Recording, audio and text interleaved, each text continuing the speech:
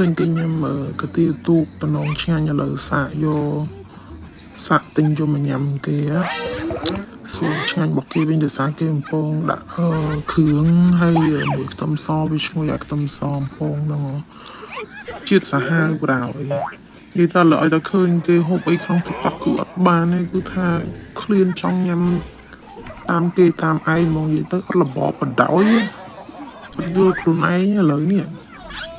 ហើយអស់នឹងដែរញ៉ាំពីងកែគឺអត់ដែរញ៉ាំទេប៉ុន្តែឃើញគេទៅថាកើតចិត្តចង់សាកចង់ញ៉ាំដល់ទៅពេលបានញ៉ាំហើយបានរៀង